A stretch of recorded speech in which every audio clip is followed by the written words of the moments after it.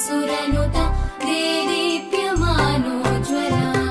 चामुण्डा शतलक्षकोशजननी दाक्षायणी वल्लवी चिद्रूपी परदेवता भगवती श्रीराजराजेश्वरी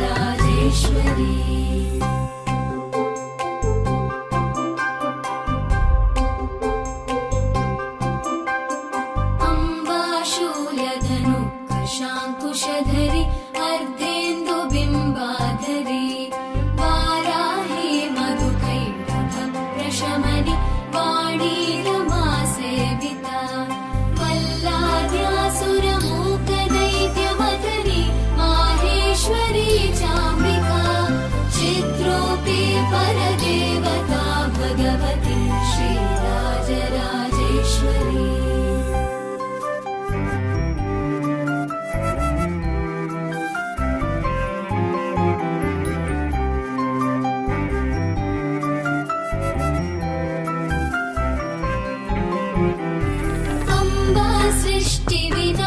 सृष्टिविनाशपालनकरी आर्याविसंशोभिता गायत्री प्रणवाक्षरामृतरस पूर्णानुसन्धीकृता ओङ्कारी विनता सुतार्चितपदा उत्थण्डदैत्यापहा चिद्रूपी परदेवता भगवती श्रीराजराजेश्वरी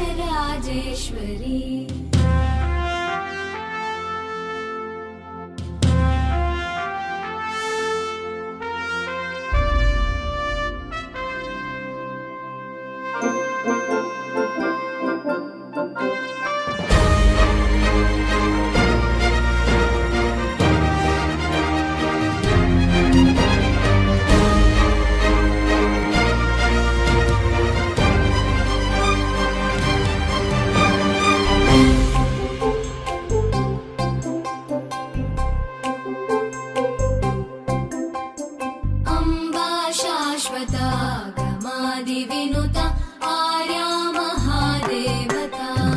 या ब्रह्मादिपिपीलिकान्तजननी या वै जगन्मोहिनी या पञ्चप्रणवादिरेफजननी या चित्कलामालिनी चिद्रूपी परदेवता भगवती श्रीराजराजेश्वरी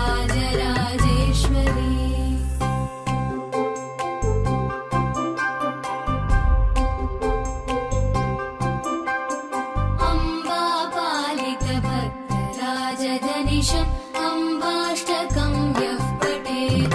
अम्बालोलकटाक्षवीक्षललितं चैश्वर्यमव्याहतम् अम्बा पावनमन्तराजपटना गन्धे च मोक्षप्रदा चिद्रूपी परदेवता भगवती श्रीराजराजेश्वरी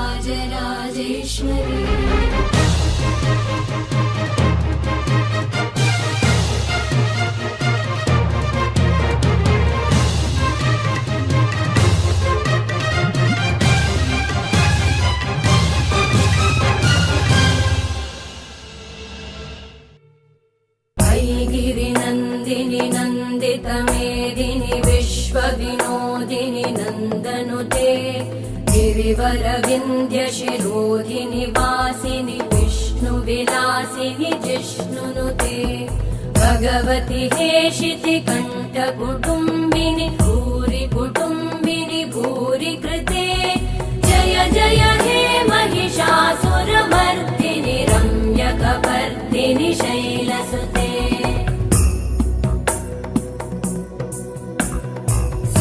सुरवरवर्षिणि दुर्धरधर्षिणि दुर्मुखमर्षिणि हर्षरते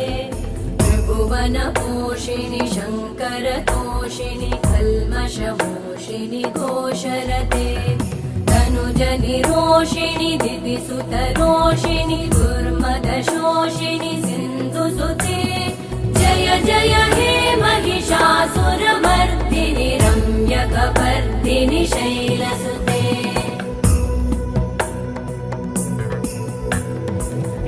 जगदम्ब मदम्ब कदम्ब वनप्रियवासिनि हासरते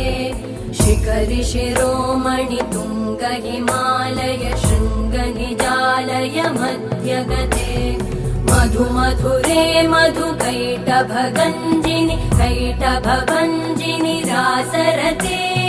जय जय हे महिषासुरमर्दिनि रम्यकपर्दिनि शैलसुते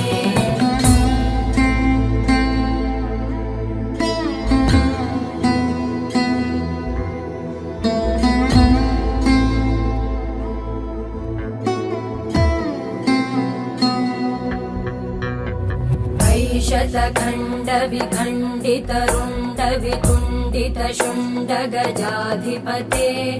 रिपुगज गण्ड विदारण चण्ड पराक्रम शुण्ड मृगाधिपते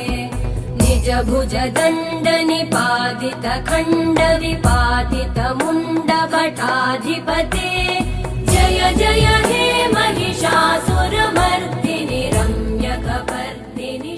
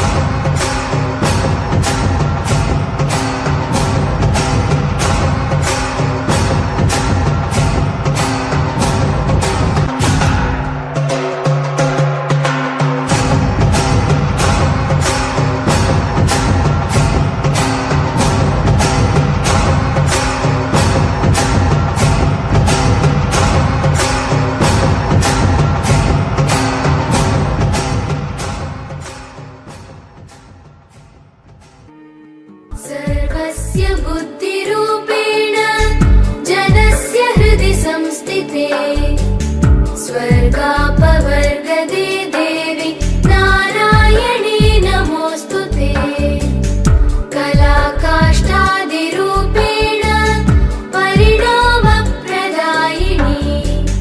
विश्वस्योपरतौ शक्ति नारायणी नमोऽस्तुते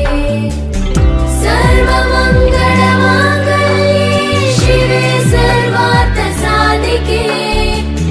शरण्ये त्र्यम्बके गौरी नारायणी नमोऽस्तुते सृष्टिस्थितिविनाशानां शक्तिभूते सनातनी गुणाश्रये गुणमये नारायणी नमोऽस्तुते